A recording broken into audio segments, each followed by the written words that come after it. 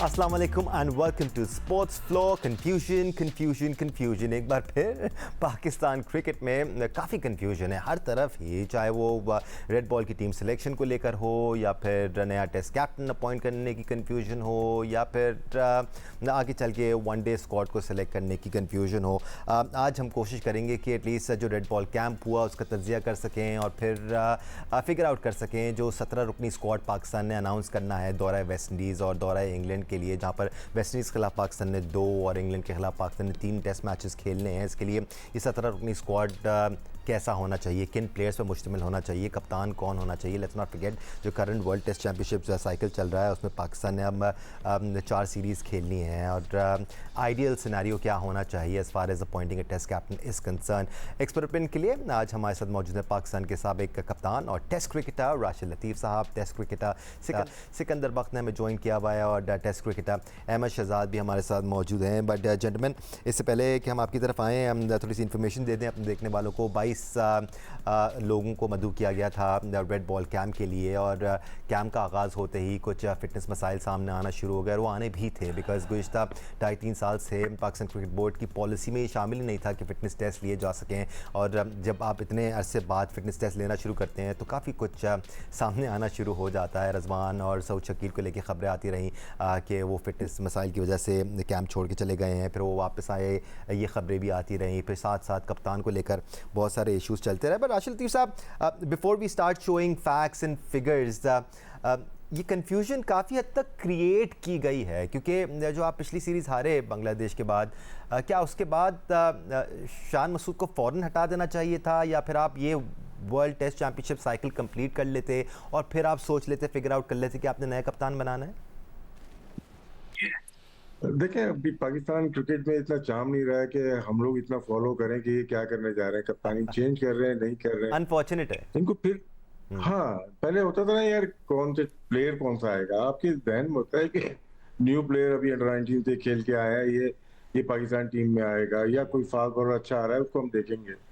अब तो वो मिजाज ही नहीं रहा ना। अब हम देखते हैं कि यार अगर लास्ट 4 ईयर से देखेंगे कप्तान चेंज हो रहे हैं नहीं हो रहे और सेंट्रल कॉन्ट्रैक्ट जो हमें उलझा देते हैं। टीम के बारे में कोई बात होती नहीं है कि टीम कैसे सही होनी है, इसको कैसे बेहतर कर सकते हैं। अब दोबारा फिर कप्तानी के उसमें उलझा दिया है, इतने फॉलो किया नहीं क्योंकि जो करना है इनको ऑप्शन है ही नहीं ना।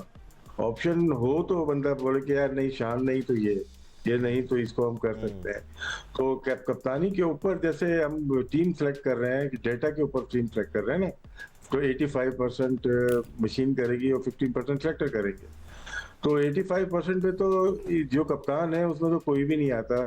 हाँ, T20 की परफॉर्मेंस अगर देखते हैं शाहीन आ जाता है, अदरवाइज कोई भी कैप्टन बनने के उसमें है नहीं अगर मशीन को देंगे आप। तो शायद इसीलिए इन्होंने अपने हाथ में रखा हुआ है कि आपकी सिलेक्शन मशीन में चली गई है, डाटा पे चली गई है 85% एंड 15%, लेकिन कप्तानी भी दे दें तो वो ज़्यादा बेहतर होगा। मेरे ख्याल से इनके पास ऑप्शन नहीं है। अगर ऑफर करेंगे तो शान उसको बाबर को जिस तरह 24 के वर्ल्ड कप में दोबारा लेके आए थे, डिजास्टर हुआ था, फिर उन्होंने रिजाइन किया था, दोबारा अगर लेके आएंगे तो एक और डिजास्टर सामने रखा हुआ है। ये भी बड़ा अनफॉर्चुनेट होगा बिकॉज अभी साइकिल चल रहा है वर्ल्ड टेस्ट चैम्पियनशिप का। आप परफॉर्मेंसेस की बात कर रहे थे कि डेटाबेस सिलेक्शन हो रही है, हम ज़रा कंपैरिजन भी करेंगे कि किन 22 प्लेयर्स को रेड बॉल कैंप के लिए बुलाया गया था और उन 22 प्लेयर्स में क्या फ़र्स्ट क्लास क्रिकेट के पिछले 2 सीज़न के टॉप परफॉर्मर्स मौजूद थे, अगर मौजूद थे तो कितने परफॉर्मर्स मौजूद थे। ये बहुत अहम डिस्कशन है बिकॉज एक तरफ आप कहते हैं कि डेटाबेस सिलेक्शन होगी और दूसरी तरफ जिनका डेटा नज़र आता है उनकी आप सिलेक्शन करते नहीं, तो यहाँ पर कॉलर फेल में तजाद है। But we'll talk about that. Siku भाई, your opinion as far as the new test captain is concern, क्या ये साइकिल कंप्लीट नहीं होने देना चाहिए था? बिकॉज अब 4 सीरीज़ हैं, कंप्लीट होने देते फिर सोच लेते कि नया टेस्ट कैप्टन किसको बनाना। कैप्टन तो वही है ना, अभी बदल गया। अभी तक मौमा बनाई हुई है अच्छा। ये पूरी सिचुएशन। चलिए मैं एक और आपको बात बता देता हूँ। पहले एक तो मैंने बताई थी, वो कंफर्म हो गई कि माइक हैसन ने बोला कि कोई खेलने नहीं डोमेस्टिक क्रिकेट खेलेगा, सब लीग खेलें, वो कंफर्म हो गई एटलीस्ट T20 प्लेयर्स के लिए। एक और मैं बात आपको बता दूँ, मीटिंग में सब बड़े भी बैठे थे, किसी का नाम नहीं ले रहा, बड़े बैठे हुए थे। मैंने कहा सर वाइस कैप्टन रखें, उसने कहा नहीं, कोई भी वाइस कैप्टन नहीं होगा। ये वाइट बॉल की बात हो रही है, रेड बॉल की बात हो रही है? दोनों की। मैंने कहा हर आप टीम में एक वाइस कैप्टन रखें जिसको आप तैयार करते हैं, तैयार करें, और आप उसको बीच में मैचेस भी करने दें ताकि आपको पता तो चले पोटेंशियल क्या है। नहीं, माइक हैसन कहने लगे हमने एक कमेटी बना दी। मैंने कहा सर कमेटी क्या होती है? कमेटी 3-4 लोग क्या ग्राउंड के अंदर वो कमेटी बैठ के फैसले करेगी? मैं वाइस कैप्टन का मतलब ये होता है कि वो आप उसको रखें, अगर लंबा टूर है, छोटा टूर है, कि एक आधा हल्का मैच आप उसको कप्तानी करने दें कुछ अरसे के लिए, ऐसे ही तैयार होते हैं इसी तरह तैयार होते हैं, उसमें उसका पोटेंशियल पता है। उसने कहा नहीं होगा। बड़ों ने कहा भाई वो जो जैसे कह रहा है उसको करने दो। अब बताएं, अब मतलब हम कप्तान को कैसे ग्रूमिंग करेंगे? हमने कभी देखा कि कोई वाइस कैप्टन जो था, मुझे नहीं पता पिछले जब मैचेस में कोई वाइस कैप्टन था, राशिद आपको याद है? शान के होते हुए कोई और वाइस नहीं, सऊद शकील पहले था, फिर उसके बाद उसको भी मेंशन करना बंद कर दिया। अच्छा, मेंशन तो भाई कम से कम उसको एक दिन देते ना कि जाओ तुम जाके कप्तानी करो, ताकि आइडिया तो होता कि उस शख्स में पोटेंशियल है कि नहीं है। मैं उस दिन जिस दिन उन्होंने बाबर को कप्तानी दी थी, मैंने उसी वक्त टीवी पे मेरा बीपर चला, मैंने कहा मुझे ये गलत साबित, और वहीं से डाउनफॉल शुरू हुआ था। मैंने कहा ये है ही नहीं मटीरियल कप्तानी का, और मुझे ये गलत साबित कर दें, मुझे बड़ी खुशी हुई कि उन्होंने नहीं। ठीक है, बट अभी शान मसूद को कंटिन्यू करना चाहिए एज अ टेस्ट कैप्टन। देखो अभी इस लिहाज से करना चाहिए, एक तो कोई तैयार नहीं, और दूसरी ये कि इंग्लैंड की जो कंडीशंस हैं वो शान को ज्यादा पता है, सूट करती हैं। हाँ, नहीं उसको ज्यादा इसलिए पता है कि वो काउंटी क्रिकेट रेगुलर बेस पे खेलता है, तो वो एक उसको एडवांटेज है। अहमद, क्योंकि ये इशू एक मौमा बना हुआ है इस वक्त कि आपका अगला कैप्टन कौन होगा, टेस्ट कैप्टन, तो क्या शान मसूद को कंटिन्यू करना चाहिए, कीपिंग इन माइंड कि साइकिल कंप्लीट हो जाए फिर आप नया कैप्टन अपॉइंट कर सकते हैं, और इन जो बकिया मैचेस रह गए इस साइकिल में, इसमें आप कोई वाइस कैप्टन अपॉइंट करके उसको ग्रूम करके फिर आगे कैप्टनसी दे सकते हैं? That's the right way forward. ऐसे ही होना चाहिए अहमद प्रोफेशनल क्रिकेट में। नहीं दानिश भाई, ऐसे बिल्कुल भी नहीं। ये वाइस कैप्टन अगर आपने बनाना था तो ये टाइम गुजर गया हुआ है।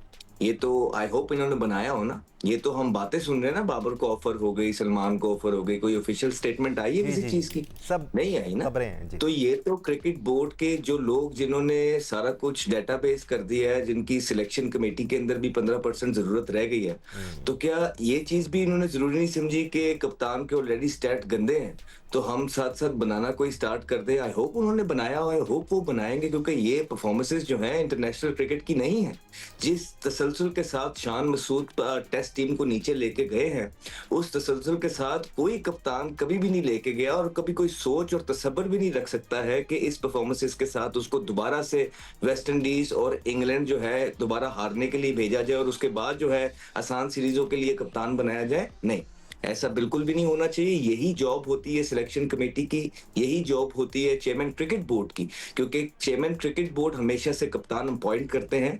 इस दफा अगर उन्होंने सिलेक्शन कमेटी को बोल दिया या उनके साथ मशावरत के साथ है, तो वो उन्होंने कोई ना कोई चीज की होगी। अगर नई चीज की कोई भी, तो हमेशा की तरह वो दोबारा से पीछे हैं। You know, 2 wrongs doesn't make 1 right. It's as simple as it gets. I don't buy that thing कि जी आपने कप्तान नहीं बनाया हुआ तो जी वेस्ट इंडीज भी भेज दें तो ये सही चॉइस होएगी, या इंग्लैंड भी भेज दें तो ये सही चॉइस होएगी। ये कहीं पे भी नहीं होता है। मैं हमेशा से इस चीज का कायल हूं कि ये परफॉर्मेंस बेस्ड जगह है। यहाँ पे हैवी सैलरीज मिलती हैं तमाम लोगों को अपनी अपनी जॉब करने के लिए, being it captain, being it players, being it officials, being it selector, chairman cricket board, board of government, तमाम लोगों को जितनी भी डिप्लोमेसी है जो क्रिकेट बोर्ड पे काम करती है, उनका काम ही यही है कि अहेड ऑफ टाइम बाकियों से सोचना।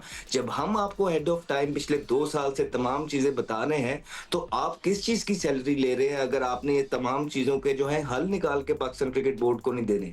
सो I walk around, I talk to people, बहुत सारे लोग हैं जो यकीन जानिए कि क्रिकेट में कोई इंटरेस्ट नहीं रखते। There was a time we talking about कि यार टेस्ट क्रिकेट को ऊपर लेके जाना है, टेस्ट क्रिकेट को ऊपर। आपकी तो T20 क्रिकेट को भी कोई देखता नहीं है मां सिवाय PSL के, राइट? PSL के साथ आपके लोग जुड़े हुए हैं, वो देखते हैं जो भी स्टैंडर्ड है, क्रिकेट खून में बसती है पाकिस्तानियों को।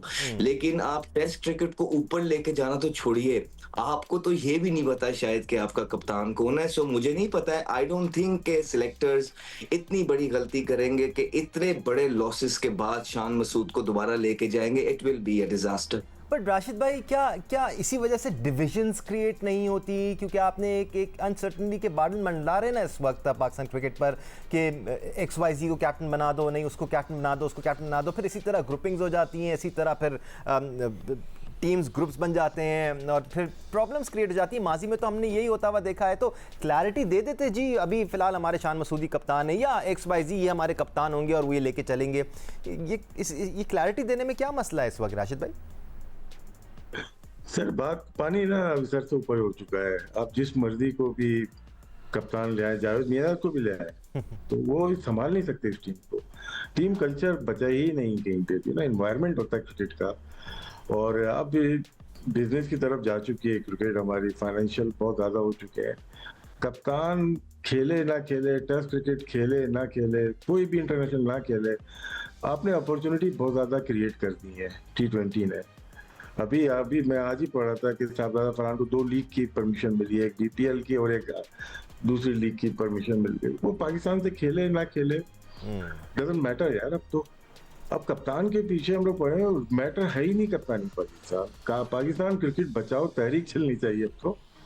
वो मैटर निकल गया कि कप्तान, वाइस कप्तान, सिलेक्शन कमेटी, ये तो फेल हो गए। फेलियर पे फेलियर इम्पोज किए जा रहे हैं पाकिस्तान क्रिकेट बोर्ड वाले। तो मैं कप्तानी के ऊपर रुकूंगा नहीं। अभी सिस्टम पूरा ओवरऑल करना पड़ेगा। बिल्कुल। प्लेयर आपके पास जो अच्छे हैं, जो करंट प्लेयर होते हैं, जिनके पर फर्क होती है थोड़ी, आप उनको टाइमली सिलेक्ट नहीं करते। कामरान गुलाम की मिसाल बहुत आइडियल है। तो लेके आए, डेब्यू में 100 किया, अब क्या चाहिए था उससे? अजहरुद्दीन की तरह लगातार 3 सेंचुरियां करता तो वो 10 साल खेलता। फिर उसने वनडे में भी सेंचुरी कर दी, 185 बड़े जोरदार उसने साउथ अफ्रीका में किया। क्या सिस्टम ये, क्योंकि इंटरनल पॉलिटिक्स खा गई हमारी पाकिस्तान क्रिकेट को। कप्तानी रहने तो यार, कप्तानी पहले हम अपने घर ठीक करेंगे, अपना ड्रेसिंग रूम। अब ड्रेसिंग रूम से 3 टीमें निकल रही है ना, 3 कप्तान फिर निकल रहे हैं ड्रेसिंग रूम से, उसको सही करना है। कौन सही करेगा? जैसे अभी अहमद ने कहा, जो सैलरी ले रहे हैं, कितनी ले रहे हैं मुझे नहीं पता, लेकिन जिनकी जॉब है, हम तो शो करते हैं, हम तो एनालाइज कर रहे हैं ना चीजों को, कैसे खराब हो रही है। आज से नहीं, 15 सालों से कर रहे हैं। तो कप्तानी इशू ठीक है, बड़ी अच्छी बात की अहमद ने कि शान, मेरे लिए शान हो ना हो, हमारे पास ऑप्शन है ही नहीं कोई भी। ऑप्शन नहीं, हमने बनाया ही नहीं कोई ना ऑप्शन। और शान जब ड्रॉप होना था सेंचुरी से पहले, जब हमने ड्रॉप ही नहीं किया, उस वक्त 3 नंबर खेलते थे। फिर उसके बाद जब उन्होंने सेंचुरी कर दी थी, उसके बाद वो ओपन आने लगे। तो ये सब एक सेट पैटर्न होता है कि कब किसको कहाँ पे खिलाना है। तो मैं खुद कंफ्यूज इतना हो रहा हूँ कि यार कप्तानी का इशू कहाँ से आ गया? ये कप्तानी का इशू आया कहाँ से? तो उनके अपने जितने हजरात हैं, इर्द गिर्द जितने हमारे साफी हजरात हैं, उनके जरिए हम तक बात पहुंचाई जाती है, फिर हम उसके ऊपर शो करते हैं। तो हमारी गलतियां हैं नहीं। और अब तो सोशल मीडिया का दौर है। पहले सोशल मीडिया में खबरें चलना शुरू होती हैं और एक कैंपेन चलाई जाती है। जब से हम बांग्लादेश से हार के वापस आए, जब से ये कैंपेन चल रही, फिक्र नहीं करें, हम सिर्फ कप्तानी तक महदूद नहीं रहेंगे। हम पूरी टीम सिलेक्शन पर भी बात करने वाले हैं। वो टीम सिलेक्शन जो कि रेड बॉल कैंप के दौरान ही हो जानी थी, अनाउंसमेंट हो जानी थी, वो अभी तक नहीं हुई है। और अभी तक डेट भी सामने नहीं आई है कि फाइनली कब 17 रुकनी स्क्वाड अनाउंस होगा। 17 रुकनी इसलिए बिकॉज पहले हमने वेस्ट इंडीज जाना है, फिर हमने इंग्लैंड जाना है। ये जो कैंप हुआ था, इसमें किन प्लेयर्स को बुलाया गया था? हम बहुत डेटा की बात कर रहे हैं कि डेटाबेस सिलेक्शन होगी, लेकिन क्या डेटा की बेसिस पर इस कैंप में लड़कों को कॉल किया गया था? वो कौन से नाम थे जो इस कैंप में शामिल थे? बात करेंगे एक ब्रेक के बाद। हमारे साथ रहेगा। Welcome back once again to sports floor. Pakistan cricket board ने एक तवील रेड बॉल कैंप ऑर्गेनाइज कराया था तैयारी करने के लिए दौरा वेस्ट इंडीज़ और इंग्लैंड के लिए। और काफ़ी खबरें आती रही कि बहुत गर्मी है और इस गर्मी में प्लेयर्स प्रैक्टिस कर रहे हैं। They are professionals after all, उनका काम है ये, and they're used to dealing with harsh weathers as well. लेकिन वो जो 22 लड़के मदऊ किए गए थे रेड बॉल कैंप के लिए, उसमें कितने टॉप परफॉर्मर्स मौजूद थे? वो टॉप परफॉर्मर्स जो सिर्फ पिछले सीज़न में नहीं बल्कि पिछले 2 सीजन में परफॉर्मेंसेस देते आ रहे हैं। कुछ स्टैट्स हमारे पास हैं, आपके साथ शेयर कर लेते हैं। सबसे पहले top wicket takers last 2 years in domestic, जिन्होंने कायदे आजम ट्रॉफी यानी कि 4 डे क्रिकेट में टॉप परफॉर्मेंसेस दी। लिस्ट आपके सामने मौजूद है। मोहम्मद अब्बास आपको पहले नंबर पर नजर आएंगे, 116 विकेटें ली थी इन्होंने 21 मैचेस में। मुश्ताक अहमद कलोड़ो 24 मैचेस में 104 विकेटें ली थी इन्होंने। नियाज खान 28 मैचेस में 102 विकेटें। खालिद उस्मान 30 मैचेस 101 विकेटें। अली उस्मान 23 मैचेस 100 विकेटें। मोहम्मद इस्माइल 26 मैचेस 99 विकेटें। साजिद खान 19 मैचेस 97 विकेटें। नजीबुल्लाह 20 मैचेस 87 विकेटें। शहजाद गुल 17 मैचेस 86 विकेटें और काशिफ भट्टी 18 मैचेस 85 विकेटें। अब इसके बाद हम ज़रा जो रेड बॉल कैंप में बॉलर्स मौजूद थे उनकी फहरिस्त आपको दिखा देते हैं, फिर हम अपने एक्सपर्ट की तरफ जाएंगे। Let's have a look, whether if you can play it for me. Mohammad Abbas इस फहरिस्त का हिस्सा है, अली उस्मान इस फहरिस्त का हिस्सा है, साजिद खान इस फहरिस्त का हिस्सा है, शहजाद गुल इस फहरिस्त का हिस्सा है, मोहम्मद अली, अम्माद भट्ट और उबैद शाह।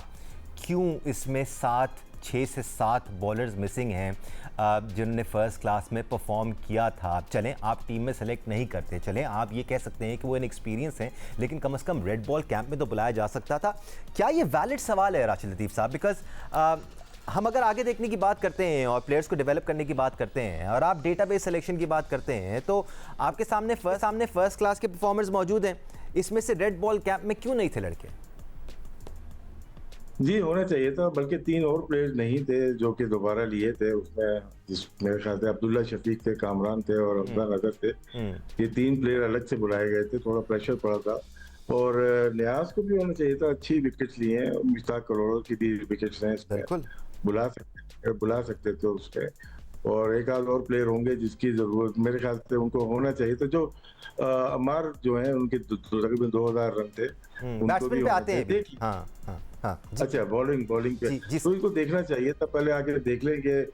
क्या एक स्ट्राइक्स अलग कहते हैं, जो कोई नेकेड आई होती है, सामने से आप खेलते हुए देखते हैं, उसमें सही आइडिया होता है, तो बुला लेना चाहिए था, उनको देख लेते।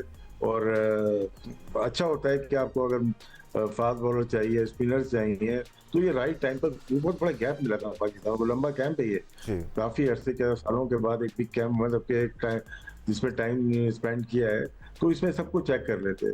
तो अभी भी इन्होंने जो प्लेयर्स लिए हुए हैं वो काफी एक्सपीरियंस है, बस फिटनेस पे ज्यादा जोर है।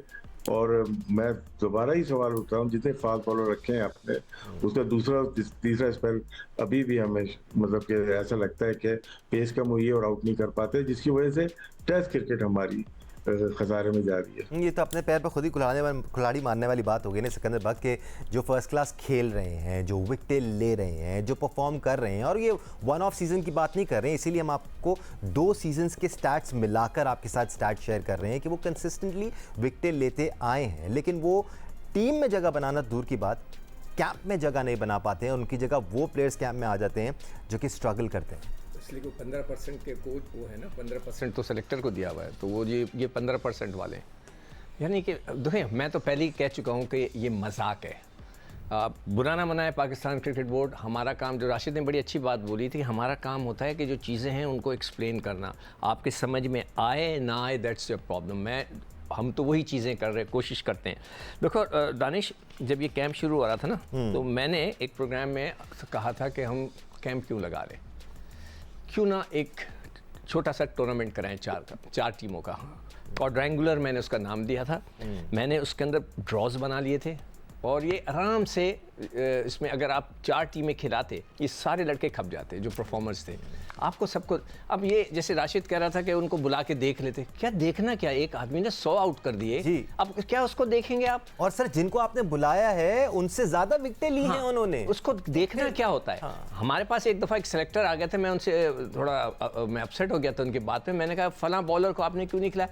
यार उसका मतलब उसने आउट किए हुए थे 100, उसका हाथ गिर जाता है। मैंने कहा यार तुम खुद टेस्ट क्रिकेटर नहीं गिरता वो तो आउट भी नहीं कर रहा, तुम खुद टेस्ट क्रिकेटर हो, तुम ऐसी बात करो यार। कभी नटीनी को बॉल कराते देखा आपने, वो कॉलिन क्राफ्ट को देखा, मैक्स वॉकर को देखा, उन सबके हाथ किसी का इधर गिरता था उधर गिरता था, मगर वो अपने लिए दुनिया के रिकॉर्ड कर दिए उन्होंने।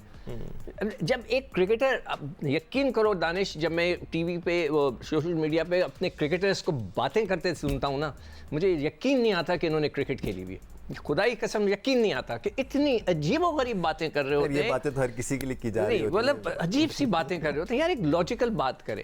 मैंने उनको उस प्रोग्राम में ये बोला था कि हम 4 टीमों का क्वाड्रेंगुलर करा लेते और इसमें 7 मैच होंगे। 7 मैच का मतलब है 21 दिन, आप गैप डाल दें 25 दिन।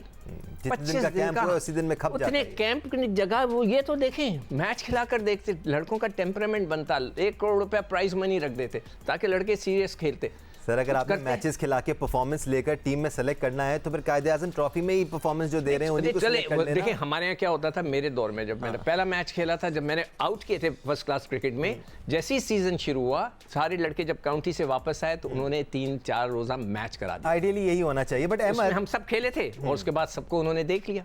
अहमद, ये जो कॉल और फेल में तजाद है ना, हम कहते हैं कि हम फर्स्ट क्लास क्रिकेट को इम्पोर्टेंस देंगे, यहाँ जो परफॉर्म करेगा उसको पिक करेंगे, फिर डेटा कैलकुलेट होगा और फिर वहाँ से टीम सेलेक्ट करेंगे। क्या ये सिर्फ बातें ही हैं at the end of the day? Because again मैं रिपीट करूंगा इस बात को कि ठीक है, आप 17 के स्क्वाड में किसी XYZ नए लड़के को शामिल ना करें and you can give a reason कि वो तैयार नहीं है, वो इनएक्सपीरियंस है, उसकी बैक में निगल है, या ये प्रॉब्लम है, या वो प्रॉब्लम है। वो लड़का विकेटें ले रहा है और वो कैंप तक में नहीं बुलाया जा रहा। डाटा जो है वो तो झूठ नहीं बोलता था, लेकिन शायद पाकिस्तान के अंदर डाटा भी झूठ बोलने लग गया। तो अगर झूठ बोल रहा है डाटा, तभी ऐसा हो रहा है ना कि जो कैंप के अंदर अभी ये लगाया गया है, जिनमें से लड़के पाकिस्तान टीम को रिप्रेजेंट करेंगे, उनमें से जो टॉप परफॉर्मर बॉलर्स हैं, जिसका अभी हमने अपने नेटवर्क पे बताया, वो मिसिंग है। तो इसका में या दो चीजें आती हैं, या तो डाटा आपको झूठ बोल गया है, या तो आप अवाम के साथ झूठ बोल रहे हैं। तो ये झूठ का सिलसिला जारी नजर आ रहा है। और जब टीवी पे या प्रेस कॉन्फ्रेंसेस पे बातें की जाती हैं, वो बड़ी जबरदस्त होती हैं। जब उसको अमली जामा देने की बारी आती है तो बिल्कुल बरअक्स उससे चीजें नजर आती हैं। बज़ाहिर ये लगता है कि सिर्फ टाइम बाय करने की कोशिश हो रही है कहीं ना कहीं से, जितनी देर तक हम सरवाइव कर सकते हैं, सरवाइव की जो है ना, सर्वाइवल की ये जंग नजर आ रही है। चाहे टीम के अंदर तो प्लेयर्स का ये गुड लक है कि जो पीसीबी है उन्होंने प्लेयर्स नहीं डेवलप किए, जो कि हम बोलते हैं ओवर द इयर्स। खाली ये पाकिस्तान क्रिकेट बोर्ड नहीं, पीछे से भी जो काम चलता आ रहा है, उस तरह का डोमेस्टिक में काम नहीं आया कि आपके प्लेयर्स लीडर्स प्रोड्यूस हो। इसलिए हम पीछे से बोल रहे थे कि आपको इन चीजों पे गौर करना है, ये चीजों पे आप फोकस कीजिए, इस पे टाइम लगाइए, ताकि आपकी पाकिस्तान की क्रिकेट जो है इम्प्रूव हो। लेकिन आपने और इतनी चीजों में लोगों को घुमा के रखा और इतनी चीजें कर दी। बाबर को कप्तानी से हटाया, कप्तानी से बना दिया, शाहीन को निकाला, शाहीन को वनडे का कप्तान बना दिया आपने। उसके बाद आप टेस्ट में से आपके प्लेयर्स को आप कहते हैं आए खेलें, वो कहते हैं नहीं हम टेस्ट खेलेंगे नहीं। उसके बाद आप शादाब को बगैर परफॉर्मेंस के लेके आते हैं, बाबर को चौथे नंबर पे खिलाते हैं, आप क्वालिफाई भी नहीं कर। फिर आप मिसालें देते हैं कि इंडिया से तो हम कभी भी नहीं जीते 75 से, हम फलाने से कब। भाईजान तो ये 2092 का वर्ल्ड कप था, वो कैसे जीते? फिर 2009 का वर्ल्ड कप था, वो कैसे जीते? फिर चैंपियंस ट्रॉफी थी, वो जो अच्छी मिसालें हैं वो भी तो दे दें। और आपको हमने इसलिए ये पाकिस्तान क्रिकेट बोर्ड, ये जो ऑफिशियल्स है क्रिकेटर्स, उनको इसलिए नहीं लेके आया कि आप पीछे 75 से कंपैरिजन करें कि पाकिस्तान की क्रिकेट का क्या बन रहा है। आपको तो पाकिस्तान की क्रिकेट को टॉप पे लेके जाने का जो है ना असाइनमेंट दी गई है। आपने तो तकदीरें बदलनी है आके। आप तकदीरें ये बदलते हैं कि जब आप फेल हो जाते हैं एक और चेहरा ले जाते हैं, एक और फेल हो जाता है तो एक और चेहरा आ जाता है। सो मिल के जो है ना पागल बनाया जा रहा है क्रिकेटर्स की तरफ से, जो रखे हुए हैं उनको पहले अवाम पे, ठीक है, उसके बाद यही जो डिप्लोमेसी भी है, जिनको क्रिकेट का कोई आइडिया नहीं है, उनको भी यही बातें करके समझाया बुझाया जा रहा है। इसीलिए पाकिस्तान का डिजास्टर आप देख रहे हैं, नजर आ रहा है। पाकिस्तान की टेस्ट टीम बड़ी, और फिर मिसालें देखें, यही मैं आपको बात करता हूँ, और वही हो रहा है। मिसालें दे रहे हैं, देखिए जी, हमने साउथ अफ्रीका को साउथ अफ्रीका में हराया, वही टीम को हम आगे कैरी किए। ऑस्ट्रेलिया को ऑस्ट्रेलिया में हराया, वही टीम हम आके कैरी की। उसके बाद देखें ऑस्ट्रेलिया पाकिस्तान में आई, इनको हमने हराया। खुदारा ना इस तरह की बातें करें, ये आप अवाम को तो बता सकते हैं। हम आपको हर सीरीज में बता रहे हैं कि टीमों के अंदर, साउथ अफ्रीका के अंदर कोई एक प्लेयर उनका जेनवन मेन प्लेयर नहीं खेल रहा था। ऑस्ट्रेलिया के अंदर जो T20 हुई, एक प्लेयर भी नहीं था, वनडे के अंदर एक प्लेयर मौजूद नहीं था। इस दफा जो ऑस्ट्रेलिया आए 3 से 4 उनके प्लेयर थे, तितर बितर टीमें आपके पास आती हैं। यही सबसे बड़ी वजह है जो पाकिस्तान की क्रिकेट नीचे जाती रही है। लेकिन ये वजह हमने ये भी कही थी कि पाकिस्तान क्रिकेट बोर्ड को सूट करती है। और यहाँ पर अहमद एग्जीक्यूशन का फर्क था ना अहमद, वो इन सीरीज में अपने प्लेयर्स डेवलप कर रहे थे, हम अपनी पूरी साइड खिलाकर जीत रहे थे, लेकिन वो फिर भी इवॉल्व कर रहे हैं और आप फिर भी वही हैं, क्योंकि वो मेहनत कर रहे हैं। वाइंड अप कर देता हूँ, वो यही है कि ये इनको भी सूट करता है, क्योंकि इनको पता है कि बड़ी टीमों के खिलाफ हमारा कोई चांस नहीं है, कोई चांस नहीं जिसके कोई अच्छे प्लेयर खेल रहे हो।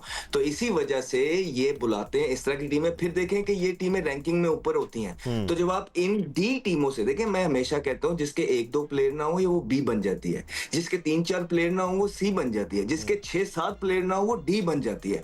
तो ये डी टीम्स के अगेंस्ट बड़ी रैंकिंग के साथ खेल के अपनी रैंकिंग ऊपर करना चाहते हैं, और फिर ये आके एक दिन ये भी कहेंगे देखे जी हमें तो 7वें में मिली थी, हम 4थे पे ले गए। भाई मसला सिर्फ इतना है कि ये पाकिस्तान टीम अच्छी टीम टीमों के खिलाफ जीतना कब स्टार्ट करेगी। अब एक फर्क देख लें, जिनका कॉम्बिनेशन अच्छा होता है ना, फॉर एग्जांपल आप बांग्लादेशी लगा लें कि जो पिछले का मतलब 1-1.5 साल से खेल रही हो वही सेम प्लेयर, आपको तो वो भी व्हाइट वॉश करती है। तो खुदारा इसकी आके बातें दें, इसको आके बताएं अवाम को कि हाँ जी ये क्या हो रहा है। आप वो छोड़ें कि जिसके 8 प्लेयर नहीं है वो जीत गए वो हार गए। सो कहने का सिर्फ मकसद ये है कि ऑन तो करें यार दानिश, आके बताएं तो सही, इतना हाथ तो खड़ा करें आके। अगर हम यहाँ कुछ गलत करते हैं तो कहते हैं कि जी सॉरी हमसे माजरत हो, गलती हो गई। जियो पे जो हुआ हमने कहा जी माजरत गलती, ये आप भी कर देना आके, एक दफा आके माजरत कर दें, आके अपने जो पैसे आपको लाखों करोड़ों रुपया मिल रहे हैं आधे वापस कर दें। तो आपके हेड कोच ओन तो कर रहे हैं ना कि इंडिया इज माइल्स अपार्ट, वो आइलैंड से हार जाते हैं, बट हम में और इंडिया में माइल्स का फर्क है, तो वो तो दुनिया भर से बेहतर खेल रहे हैं, ये आपके हेड कोच कहते हैं। एनीवे राशिद भाई, मैं आपकी तरफ, आयरलैंड उन्हें हरा देता है, बस पाकिस्तान के साथ माइल्स का फर्क रह गया, वही कह रहा हूँ। बट राशिद भाई, आपकी तरफ आने से पहले मैं जरा स्टैट्स कंपेयर कर लेता हूँ। When it comes to batters, आपको फिर भी बेहतर नाम नजर आते हैं, वो नाम नजर आते हैं जिन्होंने फर्स्ट क्लास सर्किट में परफॉर्म किया, विद अ फ्यू एक्सेप्शंस जो कि इग्नोर होते आ रहे हैं। Here are the top performers in the first class circuit in the last 2 years, पिछले 2 सीज़न में। अजान ओवैस आपको टॉप पे नजर आएंगे, रिवॉर्ड भी किया गया था इनको, बांग्लादेश के लिए टीम में शामिल किया गया था। मोहम्मद अम्मार अभी तक आपको कहीं नजर नहीं आएंगे, लेकिन धड़ाधड़ रन स्कोर कर रहे हैं। अभी राशिद भाई भी इनका जिक्र कर रहे थे, 53 मैचेस में 2000 रन हैं इनके, 41 के एवरेज के साथ 3 सेंचुरीज और 14 50s इन्होंने स्कोर किए हैं। शामिल हुसैन सर्किट में आ गए हैं, पाकिस्तान टीम के आसपास नजर आ रहे हैं। हसन रजा कहीं नज़र नहीं आ रहे हैं, वकार अहमद कहीं नज़र नहीं आ रहे हैं, अब्दुल्ला फजल को अब इंक्लूड कर दिया गया है। मोहम्मद अवेज ज़फ़र को भी रेड बॉल कैंप के लिए मदऊ किया गया था। मोहसिन रियाज शामिल नहीं थे कैंप में। साद बेग शामिल थे लेकिन वाइट बॉल कैंप में शामिल थे, रेड बॉल कैंप में शामिल नहीं थे। ऐसा लगता है कि किसी और की जगह बनाने की और बरकरार रखने की कोशिश की जा रही है, जब साद बेग को साइड लाइन कर दिया जाता है और रेड बॉल कैंप तक में नहीं बुलाया जाता। फिर रमीज़ अजीज़ हैं नंबर 10 पर। ये हैं वो बैटर्स जिन्होंने फर्स्ट क्लास परफॉर्म किया। और अगर हम रेड बॉल कैंप की तरफ देखें और बैटर्स का जिक्र करें तो जो आपको अजान अवैस नज़र आ जाएंगे इसके अंदर, अब्दुल्ला फजल नज़र आ जाएंगे, अवैस ज़फ़र नज़र आ जाएंगे, गाजी गौरी नज़र आएंगे आपको इसके अंदर, इमाम उल हक, शान मसूद, अब्दुल्ला शफीक, अमाद भट्ट, हमजा नज़र। बहुत बड़े लोगों को ताजुब हुआ कि ये कहाँ से आ गए थे, सऊद शकील, और फिर आपके बॉलर्स आ जाते हैं। तो राशिद भाई, यहाँ पर भी आपको कुछ नाम तो नज़र आएंगे, जैसे अजान अवैस हैं और अब्दुल्ला फजल हैं, जिनको परफॉर्मेंस की बेसिस पर, ये शामिल हुसैन को परफॉर्मेंस की बेसिस पर रिसेंटली शामिल किया गया, लेकिन अभी भी बहुत सारे नाम ऐसे हैं, मोहम्मद अम्मार जैसे, जो कि इस सेटअप में जगह बना सकते हैं अपनी, उनकी जगह बनती है। देखिए, ये कैटेगरी या जो इन्होंने बनाया है, वह ट्रैक बनाया है, जो सेंट्रल कॉन्ट्रैक्ट देंगे ए और बी, ये वनडे और टेस्ट वाले हैं। तो हमें इश्यूज क्या है, हमारी प्रॉब्लम क्या है, वो देखना चाहिए। मिडिल ऑर्डर है, हमने बहुत सारे प्लेस आजमाए, कुछ कामयाब हुए, कुछ ड्रॉप हो गए, कुछ तो नहीं लिया। अभी जो टेस्ट में हमारे मिडिल ऑर्डर खेल रहे हैं उसमें इश्यूज आए हुए हैं। अगर हम रिजवान टीम में होते हैं या नहीं होते, क्योंकि मिडिल ऑर्डर में बैटिंग कर रहे हैं, सऊद शकील है, इनकी रिप्लेसमेंट क्या बनाई है। तो इसीलिए मैं कहता कैंप में बुलाना चाहिए था अम्मार को, उसने रन किए हुए, यंग प्लेयर है, लेफ्ट बैट्समैन है, उसको होना चाहिए था। सेंट्रल कॉन्ट्रैक्ट में उनको होना चाहिए। अब दूसरा अवेज ज़फ़र है, वो अच्छा परफॉर्म कर रहे हैं। ये मिडिल ऑर्डर आपके अगर हो जाते हैं तो ज़्यादा बेहतर होगा। 3 नंबर से लेके 5 नंबर 6 नंबर तक जो प्लेयर खेल सकते हैं, तो इनको लेना चाहिए। जहाँ तक आपने बात की हमजा नज़र की, देखें इस साल उन्होंने काफी मैचेस खेले हैं, 10 मैचेस खेले हैं, और उसमें बैटिंग में इन्होंने 630 रन बनाए और 39 के इनकी एवरेज, एक इनिंग में इनके 175 नॉट आउट भी शामिल है। शायद इसको देखते हुए ऑलराउंडर है, शायद इसकी वजह से इनको लिया गया। इससे पिछले वाला सीजन बहुत खराब गया था, उन्होंने सिर्फ 2 मैचेस खेले थे, लेकिन 10 मैच खेल के 630 रन, नॉट बैड एक ऑलराउंडर के लिए। विकेट 26 लिए हैं उन्होंने। तो ऑफ स्पिनर हमारे पास अगर हम देखते हैं, साजिद खेल रहे हैं हमारे पास, तो साजिद की परफॉर्मेंस 2 साल में इतनी अच्छी शायद नहीं है, जो कि मैं आपको बता सकता हूं कि इन्होंने तकरीबन 6 विकेट लिए थे 25-26 के सीजन में, जो कि नाकाफी है 45 की एवरेज से। इस साल बांग्लादेश गए थे, 4 विकेट लिए 55 की एवरेज से। तो शायद उनकी परफॉर्मेंस को देखते हुए साजिद खान तो इनको प्रेफर किया गया है, शायद इनको वनडे में भी लेके आया जाए। तो शायद ये 15% जो दिमाग लगाया है, बाकी तो डेटा पे से, तो इस वजह से शायद इनको सिलेक्ट किया गया है, इनको देखा गया है। और मुझे लगता है आगे वनडे वगैरह में इनको चांस दिया जाएगा। कौन डेटा पे था और कौन अपने दिमाग से सेलेक्ट हुआ है ये तो अब सिलेक्शन कमेटी जानती है जी। और बहुत सारे प्लेयर्स ऐसे हैं जिनके लिए चीज़ें बना दी जाती हैं और इसलिए दानिश में जो मैचेस के लिए कह रहा हूँ ना एक ब्रेक लेके वापस आता हूँ, फिर हम इस पर ना तफसील से बात करेंगे, हमारे पास ज़्यादा टाइम होगा। इस बैटिंग सेटअप पे बात करना बहुत ज़रूरी है कि पाकिस्तान के लिए टॉप 5-6 बैटर्स कौन होंगे, कुछ प्लेयर्स भी जाने भी वाले हैं, उनको कौन रिप्लेस करेगा और आइडियल कैंडिडेट्स कौन हैं। करते हैं बात, ब्रेक के बाद हमारे साथ रहेगा।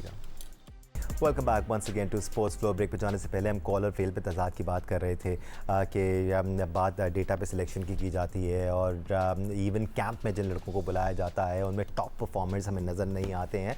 कुछ ज़रूर नज़र आते हैं लेकिन ऐसे परफॉर्मर्स जो कंसिस्टेंटली ज़्यादा मैचेस खेल रहे हैं और अच्छा परफॉर्म कर रहे हैं और अपनी टीम को लीड कर रहे हैं वो मिसिंग नज़र आते हैं। तो सिक्कू भाई दोनों लिस्टें आपने देख ली कि फ़र्स्ट क्लास में कौन टॉप 10 प्लेयर्स थे, कैंप में कौन से प्लेयर्स मौजूद हैं, कोई ऐसे प्लेयर्स हैं जो आपको लगा कि कैंप में होने चाहिए थे, भले आप उनको अभी सेलेक्ट नहीं करते, ये मैं बार बार कह रहा हूँ, भले आप उनको सेलेक्ट नहीं करते लेकिन कैंप में बुलाकर आप उनको एक उम्मीद तो देते कि जी आप हमारी नज़रों में हैं, we are watching you. Danish मैं इतने लंबे कैंपों को नहीं मानता। अब मेरी मैं है ही नहीं। ठीक है, नहीं मानते आप भाई, मैं ये चाहता हूं कि वो लड़कों को खुलाकर आप जो 15% है ना आपका, वो 15% वहाँ बैठ के देखें। हमने गौरी को बैटिंग करते देखा, हमने गौरी हो रहा था, क्या करता है वो, स्वीपें, तो ही इज अ स्वीपर, मतलब वो तो स्वीपर मारता रहता है। तो वो अब आपको नजर आ गया ना, आप जो हमने प्रैक्टिकली देख लिया उसको खेलते हुए, he is not a classy batsman कि यहाँ से यूं खेल रहा हो, कोई ऐसी शॉट्स मैंने पूरा उसके बैठ के देखा कि आखिर है क्या जो इतना पसंद है हमारे एक सेलेक्टर को। तो मैंने देख लिया वो स्वीपें मारता है या ऑन साइड पे मारता है, दैट्स ऑल।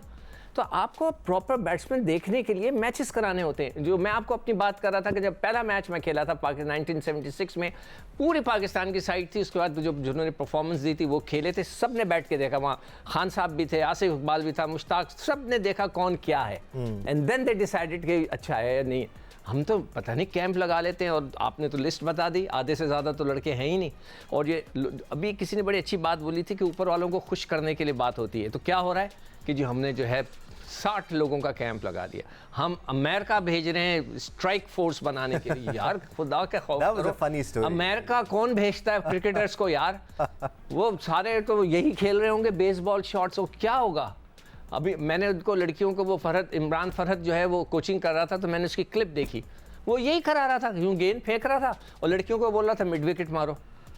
भाई क्रिकेट खिलाओ यार उनको जो प्रॉपर, इसलिए तो मैं कह रहा था कि ये फर्स्ट क्लास क्रिकेट होनी चाहिए, देखना चाहिए क्या होना चाहिए। जो मैंने बात की कि ये इतना लंबा टाइम था हमारे पास, आराम से इस पर टूर्नामेंट हो जाता। आप अगर बहुत ज़्यादा गर्मी थी तो हम खेलते थे, तो हम कई जगह पे मैचेस खेलने गए थे, तो 12-1 बजे तक मैच होता था, उसके बाद गर्मी की शिद्दत होती थी तो रुक जाते थे, फिर 4 बजे के बाद दोबारा शुरू होता। अब तो लाइटें लग गई हैं, गेंद पिंक बॉल आ गए हैं, सब कुछ हो गया क्रिकेट में।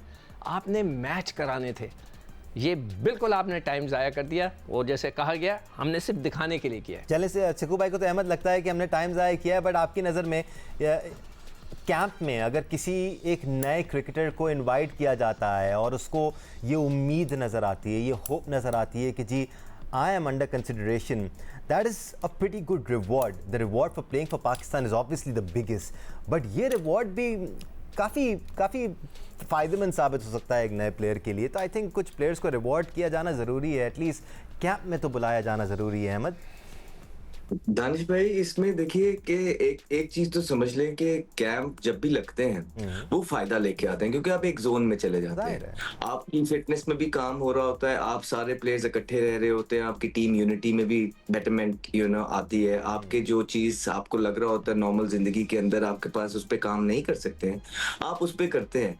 लेकिन कैंप में फिर आप देखें ना किसको सिलेक्ट कर रहे हैं। अभी जो आपने बॉलर्स और बैटर्स भिजवाए हैं उनमें से जो परफॉर्मर्स थे डाटा वो भी मिस कर गए यार। मैं तो ये हैरान, ये बात है जो करने वाली है। नहीं तो जितनी नीचे पाकिस्तान क्रिकेट टीम की फिटनेस चली गई है, क्योंकि फिटनेस का कोई, अगर ये कैंप नहीं लगेंगे, यहाँ पे फिटनेस टेस्ट नहीं लिए जाएंगे, यहाँ पे फिटनेस बेटर नहीं होगी, तो पाकिस्तान की क्रिकेट कैसे ऊपर आएगी? आप मुझे बताइए, फिटनेस कैसे बेटर होगी? घर बैठे हुए तो नहीं बेटर हो सकती है। फिर आप देखिए कैंप का एटमोसफेयर बड़ा इंपॉर्टेंट है। सुनने में यही आ रहा है कि कोई प्लेयर जिसका दिल करता है वो चला जाता है, कोई प्लेयर दुबई चला जाता है, कोई प्लेयर पेशावर चला जाता है, कोई प्लेयर इस्लामाबाद चला जाता है। जब दिल करता है वो कैंप ज्वाइन कर लेते हैं, कब कहते हैं कि इंजर्ड हैं, कभी वो फिट हो जाते हैं। तो ये तमाम जो न्यूज है ये इनके कैंप से बिल्कुल आ रही हैं। और फिर देखें कैंप कंडक्ट कौन कर रहा है, वहां पे कौन से इस तरह के बड़े ब्रेडमैन हैं जो बैटिंग सिखा रहे हैं, बॉलिंग सिखा रहे हैं लोगों को। क्या ये वही लोग नहीं हैं जो 10-10 15-15 साल से किसी न किसी पोजीशन के अंदर मंसलिक हैं पाकिस्तान के क्रिकेट बोर्ड के साथ? क्या उन्होंने कोई इस तरह के प्लेयर्स ऑलरेडी प्रोड्यूस करके दिखा दिए हैं पाकिस्तान के लिए जो पाकिस्तान को नंबर 1 पे ले गए हैं? नहीं कर पा रहे हैं ना। तो वही जो बैटिंग कंसल्टेंट भी है और उसके बाद जो प्लेयर्स का डेब्यू भी होता है, इवन दो वो परफॉर्मर भी होते हैं सच एज शामिल हुसैन, उसका हेड तक तो ठीक नहीं करा सकते। और आपके T20 के प्लेयर्स हैं जो खेल रहे हैं, जो वनडे में कन्वर्ट हो रहे हैं, उनकी टेक्निकल थोड़े थोड़े से छोटे छोटे से इश्यूज हैं जो कि किसी को टीवी पे बैठ के भी नजर आ सकते हैं, लेकिन वो ठीक नहीं करा रहे। और फिर दूसरी एक और बात बता दूं आपको दानिश, आप प्लेयर से पता भी कर लीजिए, इवन क्रिकेट बोर्ड को भी चाहिए कि 1 by 1 बुला के क्रिकेट प्लेयर से पता कर ले। वो इन कोचिंग स्टाफ वगैरह से खुश है ही नहीं। वो ये मानते हैं कि ये हमें ठीक नहीं सिखाते हैं। वो कहते हैं कि यार नई चीजें उस तरह की नहीं है, दुनिया कहाँ से, आप हमें क्या करवा रहे हैं और इस कैंप से क्या फायदा हो जाएगा। और पाकिस्तान में पैसे ही कितने, मतलब कि 7.5 लाख रुपया आपने एक डोमेस्टिक के मैच की फीस भी कर दी। इस चक्रों में अभी तक यही नारा नजर आ रहा है कि यार पाकिस्तानी क्रिकेट में तो पैसे ही नहीं है। तो जब तक आप नेशनलिज्म नहीं लेके आएंगे, जब तक आप वो सितारे से प्यार नहीं लेके आएंगे, जब वो सबस झंडे को उसको महसूस नहीं करेंगे ग्राउंड में उतरने से पहले, और इसको प्रिविलेज फील नहीं करेंगे कि कितनी बड़ा ऑनर है जब आप अपने मुल्क का सितारा और सब झंडे को जो है ना रिप्रेजेंट करते हैं अक्रॉस द ग्लोब, जब इसको नहीं आप खुद समझ रहे तो आपको अरबों रुपया भी दे दिया जाए तो इंसानी खसलत है कि आप 2 अरब की तरफ जाएंगे। तो ये नेशनलिज्म है जिसको बढ़ाना था। लेकिन मैंने आपको पहले भी बोला है, आप देखेंगे कि इस सेंट्रल कॉन्ट्रैक्ट की वजह से नेशनलिज्म एक जो बाकी चीज जिसको बढ़ानी रह गई थी वो भी गिरता हुआ नजर आएगा आपको, अल्लाह ना करे। मैं एक चीज़ के बता दूं, अपना एक्सपीरियंस बताऊं। मैं जब टीम के साथ था तो ये जो बात कर रहे हैं ना नेशनलिज्म की, झंडे की, पाकिस्तान की, ये वो हमने एक साइकाइट्रिस्ट या साइकोलॉजिस्ट कोई था उनको बुलाया था। तो उसने ये कहा कि जी मैं इनको दिखाऊंगा जिना फिल्म दिखाऊंगा कि पाकिस्तान कैसे बना, पाकिस्तान, ये इसने बड़ा लंबा लेक्चर दिया। सब आए बैठे, लाइट बुझी, फिल्म शुरू हुई। आधे घंटे के बाद मुदस्सिर नज़र कोच था खड़ा, उसने लाइट जलाई, आधे लड़के सो रहे थे, सब सो रहे थे। ये होता है। तो ये कैंपों के अंदर ये जो कहना कि यूनिटी बढ़ जाती है, ये सबसे ज़्यादा तो ग्रुपिंग हमारी पाकिस्तान टीम में 5-5 ग्रुप बने हुए होते हैं। एक आसिम कमाल ने मुझे बताया कि उसको कह दिया गया था, उस ज़माने में वो बड़ा रन्स वंस कर रहा था, वो कहता है मुझसे कह रहे हैं सर आपको फील्डिंग ही नहीं करने आती। उसको कैंप में बुलाया, बोला ये तो फील्डर ही नहीं है, इसको कहते मुझे अलग कर दिया, मुझे बैटिंग ही नहीं देते थे। तो ये सारी चीज़ें होती हैं, इसीलिए मैच कराओ, देखो उनको बैठ के, उनको बताओ कि ये मैच है, आपने अगर पाकिस्तान से खेलना है तो ये आपने इसमें परफॉर्म करके दिखाओ। इसलिए वो बिल्कुल सही कह रहे हैं। वहाँ पर जो कोचेज हैं नहीं, वहाँ के तुम बिल्कुल सही कह रहे हो, कोचेज के पास वही कोचेज हैं, उनकी नौकरी चल रही है, वो चाहते हैं कैंप लगे रहे इसलिए कि उनकी नौकरी चल रही है। मैं बताता हूँ उसको, मैं ना इसमें ये भी एक 2 थॉट्स थे। वो ये थे कि एक तरफ तो ऑस्ट्रेलिया का आपका प्लान हो गया था, ये तमाम प्लेयर जो थे ये अमेरिका की तरफ जा रहे थे। अमेरिका की एग्रीमेंट मिल गई हुई थी, अभी तो थोड़े से प्लेयर्स भेजे हैं ना तमाम। उसके बाद इसको रुकवाया गया कि यार मेरा तो काम ही, और ये जो प्लेयर डेवलपमेंट का नारा है ना, ये सबसे बड़ा नारा होता है किसी भी शख्स के लिए टाइम बाय करने के लिए, याद रखें। क्योंकि वो प्लेयर डेवलपमेंट की बात करके अपने लिए 4 साल ले लेता है, ठीक है, और उसको पता है कि 4 साल तक मैंने तो रहना कोई नहीं है। उसके बाद जब मुझे निकाल दिया जाएगा और हम कहेंगे कि देखें जी मैं तो एक निजाम सेट करके चला गया था, तमाम चीजें मैंने कर दी थी, पाकिस्तान का future was in a very very safe hand, लेकिन एंड टाइम पे मुझे निकाल दिया। और देखें ये तितर बितर, ये शाहजेब, ये कीपर की जो आप बात कर रहे हैं, गाजी, ये शामिल, ये फला, ये तमाम प्लेयर जो है ना इनके कॉन्फिडेंस के साथ खेला गया। हालांकि कॉन्फिडेंस के साथ तो ये करंट मैनेजमेंट जो है, जो प्लेयर्स की खेल रही है, जो आके सेंचुरियां करते हैं, कामरान गुलाम जैसे प्लेयर उनको निकाल दिया जाता है, हसन नवाज जैसे प्लेयर उनको निकाल दिया जाता है, मोहम्मद हारिस का नंबर चेंज कर दिया जाता है, बाबर आजम को 4थे नंबर पे ले गया जाता है, अबरार को वर्ल्ड कपों से बाहर करके शहजाब को खिलाया जाता है, सुफियान मुकीम जो इतना जबरदस्त परफॉर्मर है उसको बाहर निकाल दिया जाता है। तो इस तरह की दर्जनों मिसालें जो है, 1000 लड़के ने उसने परफॉर्म किया, 1000 स्कोर किया विकेट कीपर ने,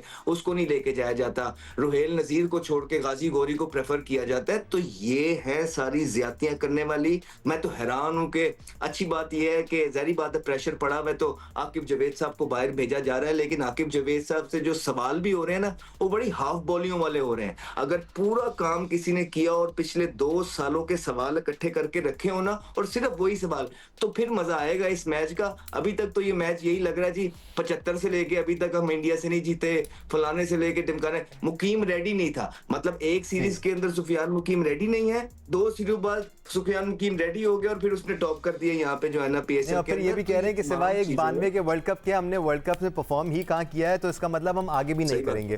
तो जरा नहीं 9 का वर्ल्ड कप जीते हैं ना यार दानिश भाई, 9 का वर्ल्ड कप हम जीते हैं, हमने किसी को पास नहीं आने दिया यार। हमारी यहाँ परफॉर्मेंसेस तो देखें जो हमारे सीनियर प्लेयर्स थे, जो बाकी टीम की कोर थी, आप देखें वन साइडेड मैच हराते रहे यार। फिर बड़ा अनफॉर्चुनेट वो आपको देखने को मिलता है स्पॉट फिक्सिंग इंसिडेंट हो गया, तो उसके बाद पाकिस्तान की क्रिकेट को काफ़ी डैमेज हुआ।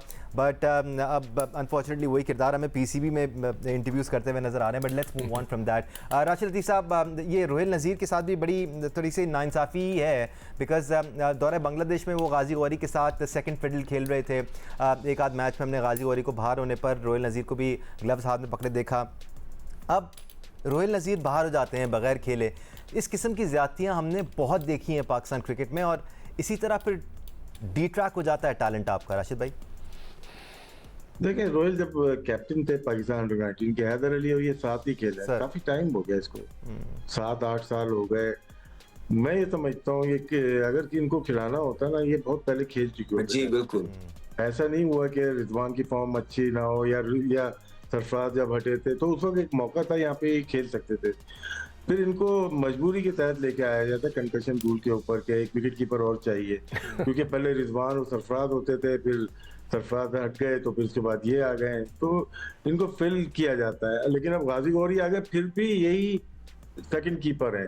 मेरे ख्याल से पहला जो चांस मिलना चाहिए था वो रोहिल नज़ीर को मिलना चाहिए था। एक चीज है कि देखिए, साइको हम प्लेयर को खुद ही बना देते हैं। अगर खुदा न खास्ता ये टेस्ट क्रिकेट नहीं खेल पाए तो एक यही चांस है ना उनका, तो जिंदगी भर इनके अंदर गेप वो रह जाएगा कि यार मुझसे बाद में आने वाले कितने विकेट कीपर इंटरनेशनल तो खेले हुए लेकिन टेस्ट क्रिकेट खेल गए। तो यही चीज सारी जिंदगी का एक रोग किसी प्लेयर के ऊपर रह जाता है, जो कि नहीं होना चाहिए। तो यही चीज जो है वो पाकिस्तान क्रिकेट बोर्ड को ख्याल रखना चाहिए। विकेट कीपर स्पेशली हम लोग तो हमेशा बैक स्टॉपर ही खिलाते हुए आए ना, वाइट बॉल। राशिद भाई, जो बैटिंग कर रहे, आपको लगता है कि जिस तरह रोहिल नज़ीर के साथ किया गया वही अब साद बेग के साथ किया जा रहा है? हालांकि साद बेग बड़े रन कर रहे हैं और एज अ कैप्टन आपने इन पे मेहनत की है, इन्वेस्ट किया है। रोहिल नज़ीर के साथ भी आपने काफ़ी इन्वेस्टमेंट की थी एज अ कैप्टन उसको बनाने के लिए। देखिए, अब कॉम्पिटिटर जो है ना वो परफॉर्मर भी है। अगर गाजी गौरी की बात कर रहे हैं और वो जो भी सिलेक्शन कमेटी है वो परफेक्ट कर रही है उनको, तो इसमें टाइम जरूर लगेगा, क्या नाम है इसको, साथ को। लेकिन इसमें गौरी को परफॉर्म करना बहुत जरूरी है। अगर वो खेलते हैं टेस्ट क्रिकेट या वनडे क्रिकेट खेलते हैं, परफॉर्मेंस होगी, उसके बाद ही वो सरवाइव कर सकते हैं। इतना आसान नहीं होता यहाँ पे। अगर आप वो फ्रैक्चर सपोर्ट भी करते हैं लेकिन आपको परफॉर्मेंस देनी होगी। तो साथ के पास अभी मेरे ख्याल से टाइम है। एक सीजन में अच्छा परफॉर्म किया उसने, वनडे में भी और T20 में भी बेहतर खेल रहा है। कराची किंग्स से खेले थे वो, फर्स्ट क्लास में उन्होंने 1000 रन किए। KRL चैंपियन हुई है वनडे की। शाहजेब और साथ दोनों का अहम किरदार था चैंपियन कराने का। बिल्कुल। तो परफॉर्मेंस ना देखे, उनकी टीम ने कहाँ पे फिनिश किया है वो भी देखना चाहिए।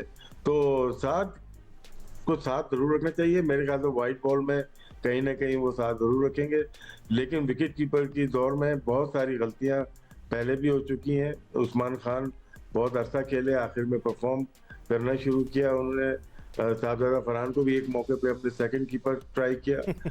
हम हो चुके हैं हारिस को, हारिस से हमने करारी, नाफे, तो बहुत ब्लंडर्स हम कर चुके हैं। जो ग्लव्स पहन लेता है उसको हम कीपर समझते हैं, जो कीपर है उसको हम खिलाते नहीं। यार देखो, एक और चीज़, कीपर में आपने इस सीजन में देखा कि सरफराज ने कीपिंग की है, यानी कि हद हो गई है कि एक सेलेक्टर है, एक कोच है, वो खुद कीपिंग कर रहा है और साथ बेग को उन्होंने फील्डिंग कराई। ये बाद में मतलब ये कि खबर बाद ये में दी आकर गई कहा कि जी वो fit नहीं इंजर्ड था। थे, फलां थे, और 2 साल वो बाहर बैठा रहा है सरफराज, किसी नए बच्चे को आने नहीं दिया। मैं समझता हूं कि सबसे ज्यादा विकेट कीपर को नुकसान जो है सरफराज अहमद ने पहुंचाया, कि वो जो बाहर बैठा रहा था, कंकशन रूल, हमने बुलाया पीसीबी वालों को तो उन्होंने कहा कि जी वो तो कंकशन रूल है तो उसको रखना इसी जरूरी है। तरह राशिद भाई जब रोहिल नज़ीर की बात कर रहे थे कि सरफराज की जाने के बाद मोहम्मद रिजवान आए, उस वक्त रोहिल नज़ीर को ट्राई किया जा सकता था, तो सरफराज के पीछे मोहम्मद रिजवान बैठे हुए थे, और फिर जब मोहम्मद रिजवान खेल रहे थे उनके पीछे सरफराज बैठे हुए थे, दोनों बैठे रहे तो किसी नए बच्चे को उस मौका तरह ही नहीं दिया। मौका नहीं दिया गया। जिस तरह इस वक्त टॉप फर्स्ट क्लास परफॉर्मर्स को इग्नोर किया जा रहा है, या फिर मौका नहीं दिया जा रहा है, उनको सही तरह ग्रूम नहीं किया जा रहा, या फिर मोटिवेट नहीं किया जा रहा रेड बॉल कैंप में बुलाकर, ये सारी वो चीज़ें हैं जो कि फिर आपको आपके फ्यूचर को फुल प्रूफ बनाने से रोकती हैं। आज काफ़ी सारे इश्यूज डिस्कस किए। लेट्स होप जो 17 रुकनी स्क्वाड आए उसमें बेहतरीन परफॉर्मर्स मौजूद हों, ना कि वो नाम जो कि हमारी सिलेक्शन कमेटी को अच्छे लगते हैं। राशिद लतीफ़ साहब बहुत शुक्रिया 15% आपका, वाले। सिकंदर बख्श साहब आपको बहुत शुक्रिया, अहमद शहजाद आपका शुक्रिया, आपका शुक्रिया देखने के लिए। अपना ख्याल रखिए, अल्लाह हाफ़िज़।